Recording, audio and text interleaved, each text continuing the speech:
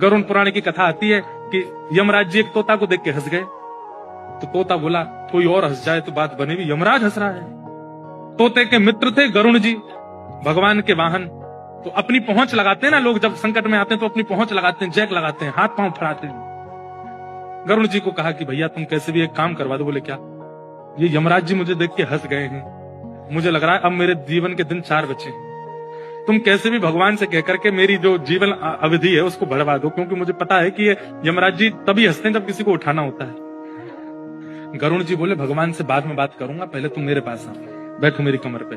गरुड़ जी उड़ा करके उनको 7 समुद्र पार एक गुफा में ले गए और वहां भीतर ले जाकर के छोड़ दिया। बोले यहाँ रहो, यहाँ कोई नहीं आएगा, और ये 2-4-10 दिन यहीं बैठे रहना, सब ठीक हो जाएगा अपने आप।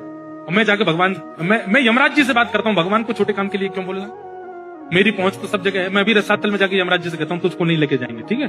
तोता बड़ा खुश हुआ, बहुत बढ़िया है, मैं यहीं रह लूंगा 4-5 दिन। यमराज जी के पास गए सीधे गरुड़ जी। गरुड़ जी तो भगवान के वाहन है, सब खड़े होते हैं, उनको देख के यमराज जी बोले आइए आइए। कैसे आए? बोले हम बस एक बात कहने आए हैं, फिर हमको जाना है वैकुंठ। हमारा एक मित्र है तोता, वहां का, उसका ये नाम है। बोले अच्छा, तुम उसको देख के हंस गए थे परसों, क्यों हंसे थे? कोई योजना बन रही हो तो मत बनाना। अच्छा, उस वन के तोते के बारे में? बोले हाँ, मैं तो उसको देख के इसलिए हंस गया था, मैंने कि देखो कैसे कर्म की विधि, ये अभी यहाँ बैठा है और इसकी मृत्यु 7 समुद्र पार एक गुफा में बिल्ली के खाने से होगी, और मैं ये सोच के हंस रहा था कि ये 7 समुद्र पार पहुंचेगा कैसे। तभी यमराज जी बोले देखो देखो आ गया। पीछे देखा तो उस तोते की आत्मा आ रही थी, मर गया। गरुड़ जी बोले मैं ही छोड़ के आया था इसे।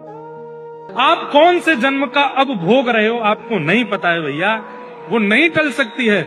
इसलिए प्रसन्न रहो, नाम जपो, कथा सुनो, खूब आनंद से रहो।